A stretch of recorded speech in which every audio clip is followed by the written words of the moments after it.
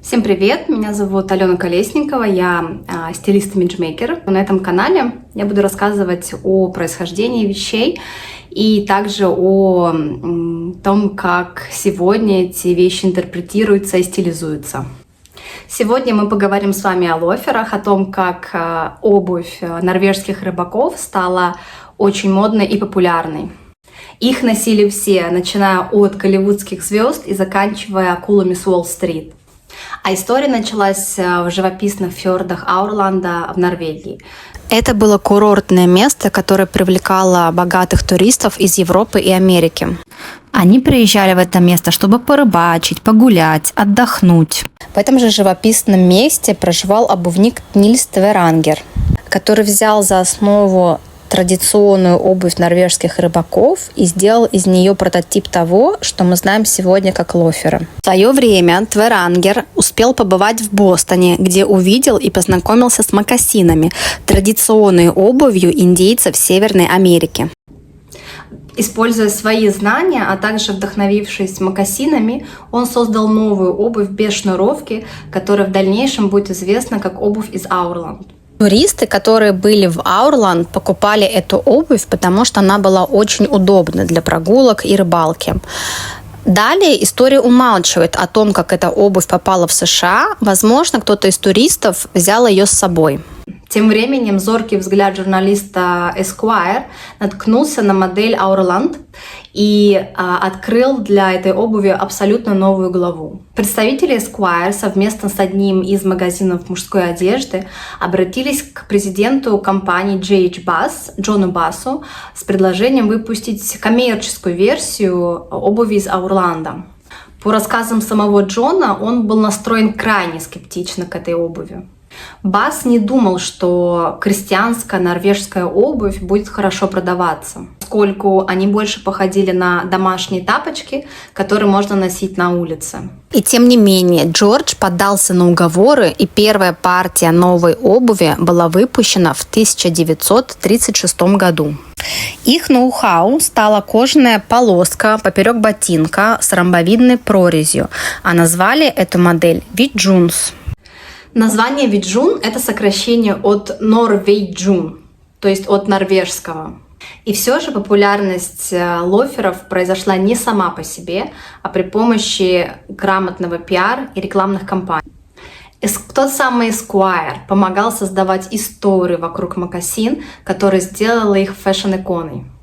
В рекламе на самом деле можно видеть лоферы Виджун, надетые на спортсменах, политиках. И таким образом создавалась картинка того, что хорошо одетый, элегантный мужчина непременно носит лоферы. В дальнейшем эта же обувь без шнуровки полюбилась и студентами, потому что не нужно было тратить лишнего времени на то, чтобы ее надеть. Таким образом, лоферы проникли в гардеробы студентов Лиги Плюща и стали частью стиля преппи, который популярен и сегодня. Кстати, именно студенты начали первыми носить лоферы без носков, что сегодня является вполне нормальным, а в то время считалось чем-то бунтарским. Также студенты стали закладывать монетки в вырез на лоферах. Здесь интерпретация этого разнится. Кто-то говорит, что это делалось на удачу, на экзамене. Кто-то говорит, что таким образом хранилась монета, которую можно было использовать в телефонном автомате. Как бы там ни было, но такое название закрепилось за этими лоферами, и они стали называться пенни-лоферы. Эта обувь становилась все более популярной, а среди ее поклонников были звезды и политики, например, Одри Хепберн, Джон Кеннеди, а Элвис Пресли танцевал в ней в своем клипе «Jailhouse Rock». Успех пенни-лоферов проложил дорогу и к другим вариациям лоферов. Компания Olden представила альтернативную версию лоферов, украшенную кожаными кисточками. К 1950 годам многие начали замечать растущую популярность лоферов. Не мог не заметить этот тренд и Альдо Гуччи. Альдо Гуччи, сыну основателя компании, было поручено расширение семейного бизнеса в США. Он увидел возможность в модификации лоферов, сделав их более люксовыми, из гладкой кожи с добавлением пряжки. Откуда вообще конская пряжка на лоферах Gucci? Здесь нужно понимать историю бренда Gucci. Компания Gucci зародилась в 20-х годах 20 века. Gucci производили первосортную конную упряжь из хорошей кожи для жокеев. Как дань истории компании, Альдо добавил этот элемент на лоферы. Уздечка с кольцами была не только декоративной, но и функциональной. Она помогала удерживать обувь на ноге. Также впервые лоферы были выполнены в черном цвете. Альдо предпринял очень смелый шаг, поскольку до этого лоферы считались неформальной обувью и производились в коричневом цвете. Подход же Альдо вывел лоферы на совершенно иной уровень.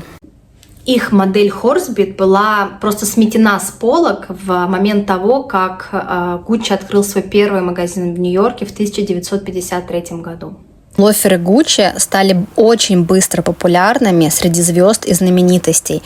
Их поклонниками были Фред Астер, Кларк Гейбл, Софи Лорен, Элизабет Тейлор и многие другие.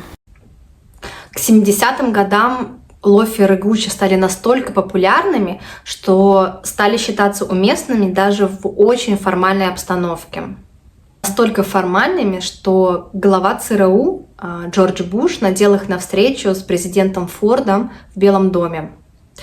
Кстати, здесь стоит сделать замечание, что, например, в США надеть лофер на формальную встречу считается допустимым, тогда как в Европе все-таки это менее формальная обувь. И здесь для встреч на высоком уровне по-прежнему остаются только Оксфорды или Дерби.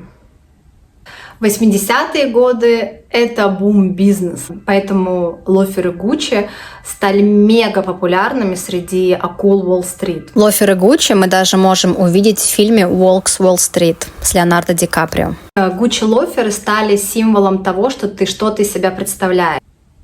А сам бренд превратился из никому неизвестного в один из топ-брендов. И таким был путь лоферов от очень скромного происхождения до статуса модной иконы. На протяжении всего времени лоферы переживали пики популярности и спады.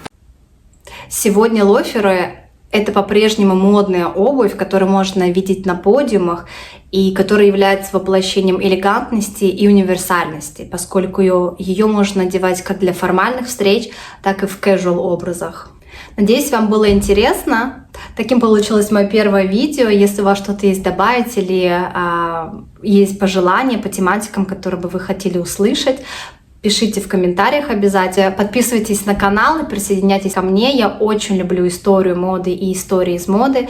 Я очень люблю современную стилизацию. И мне очень интересно делиться с вами такими историями на этом канале. Не забудьте поставить лайк, подписаться. И до новых встреч с вами.